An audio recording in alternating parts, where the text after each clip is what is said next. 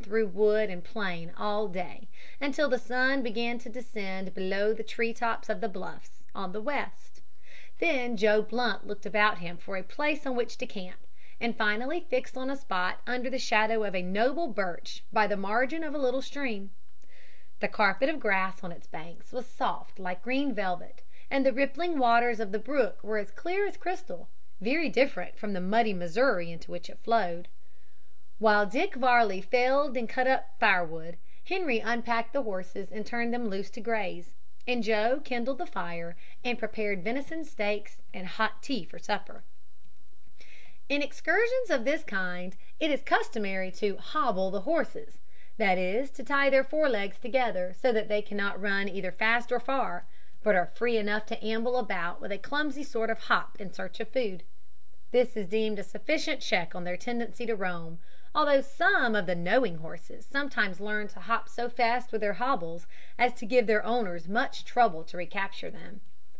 But when out in the prairies, where Indians are known or supposed to be in the neighborhood, the horses are picketed by means of a pin or stake attached to the end of their long lariats, as well as hobbled, for Indians deem it no disgrace to steal or tell lies, though they think it disgraceful to be found out in doing either.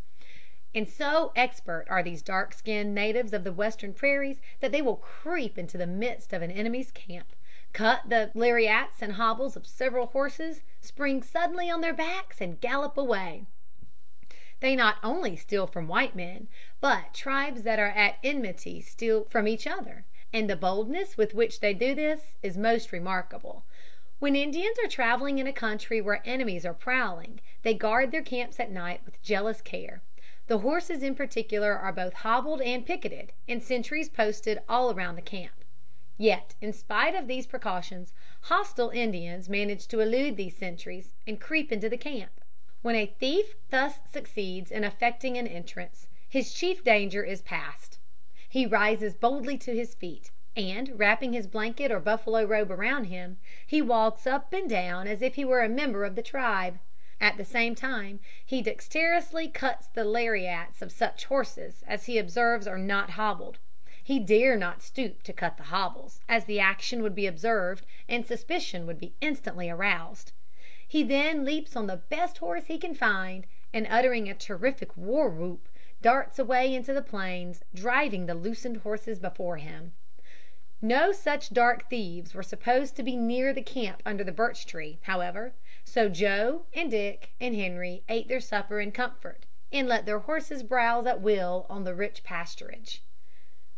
A bright ruddy fire was soon kindled, which created, as it were, a little ball of light in the midst of the surrounding darkness for the special use of our hardy hunters. Within this magic circle all was warm, comfortable, and cheery. Outside all was dark and cold and dreary by contrast. When the substantial part of supper was disposed of, tea and pipes were introduced, and conversation began to flow.